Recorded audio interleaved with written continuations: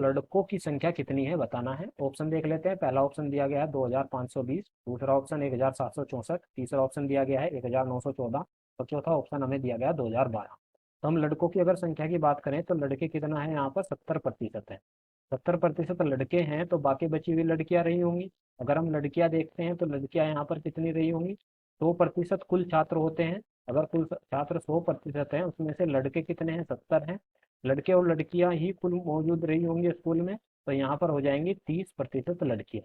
यानी 30% का मान हमें पता है और 30% का मान क्या दिया गया है, ये बराबर दिया गया है 700। अगर 30% का मान 756 दिया गया है तो हम यहाँ पर 1% का मान निकाल सकते हैं, जो कि क्या रहा होगा, 756/30 रहा होगा।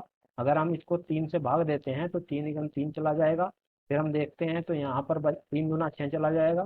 3 × 2 = 6 जाने के बाद यहाँ पर 1 और 5 बचा है, 3 × 4 = 12 हो जाएगा। 3 × 4 = 12 जाने के बाद यहाँ पर 3 और 6 बचा है, तो 3 × 4 = 12, 3 × 5 = 15 चला जाएगा यहाँ पर, और ये 3 × 2 = 6 यानी 256 हो जाएगा। और बटे हम कह सकते हैं 10 है। अब हम देखते हैं कि हमें निकालना है 70% का मान, यानी लड़कों की संख्या हमारे पास कितनी है, 70%। तो ये बराबर हो जाएगा 252/10 गुना 70 के। तो गुना 70 में अगर आप देखते हैं तो जीरो से तो जीरो चली गई है और 7 की गुना कर देते हैं। 7 × 14 = 4, कहाँ से 1, 7×5 = 35, 36 का 6 हासिल 3 होंगे, 7×2 = 14 और 3 अगर आप देखते हैं तो 17 हो जाएंगे। तो हम लड़कों की संख्या कितनी हो जाएगी, 1764, जो इस प्रश्न का उत्तर रहा है। बस हमें ये देखना है कि 30% अगर लड़कियां हैं तो बाकी 70% लड़के रहे होंगे, अगर लड़के 70% तो बाकी 30% लड़कियां रही होंगी। तो 1764 यानी ऑप्शन नंबर 2 प्रश्न का सही उत्तर रहा है।